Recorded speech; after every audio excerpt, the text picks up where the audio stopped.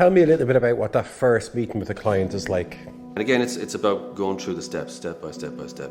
When a case collapses, it's not because the reading was high, although that's one element of it. It's because there was a procedural element somewhere along the line that wasn't done properly.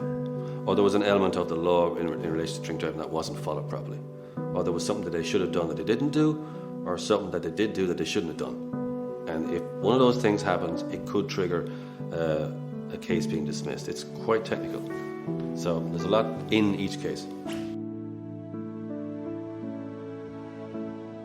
People want something to go away. People want that short-term fix, which is get me out of the court system, get this out of my mind. And I get that, I do understand that. But then you're living with the long-term consequences of that, which is a disqualification, which can be 3 years, it could be 2 years, but it can be 3 years.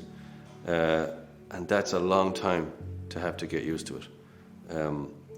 A lot of people just say, I need my car, I cannot be without my car, I have to do whatever it takes to keep my car. And I understand that too. That's generally that's the position I come from, that your license is invaluable and you should fight for it.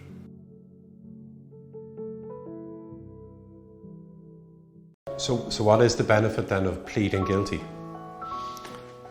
The only benefit that I can see is that it's over quickly for you. If you plead guilty, the case can be dealt with usually within maybe a month or 6 weeks, between the first day and the second day. People do plead guilty on the first day, which I've never quite understood, but they do anyway. It's finished quickly. A trial date could be months away. And sometimes people, and I was talking to a lady about this during the week, they just cannot bear this hanging over them for months. And they just simply can't do it. And they're not willing to do it. And they insist on pleading guilty, just to get rid of the mental anguish that they're going through. That's the major benefit that I can see. But it still means you're off the road. So you would generally recommend to clients to plead not guilty? I would never tell them what to do.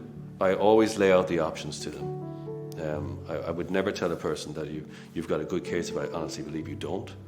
I will tell you if I think you've got a tough case, or if the case is poor or strong from the state's point of view. I would always tell a client that. I would never mislead them in that.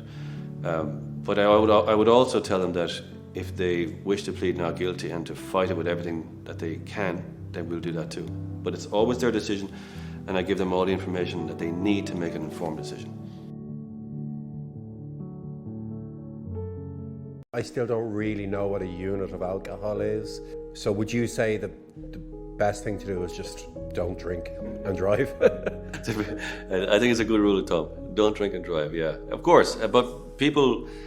Generally, when people ring me, it's not a thought-out process. They didn't decide one day, I'm going to go to the pub, I'm going to have X number of beers, and then, you know what, I'll wait a while and then I'll drive home. That never happens.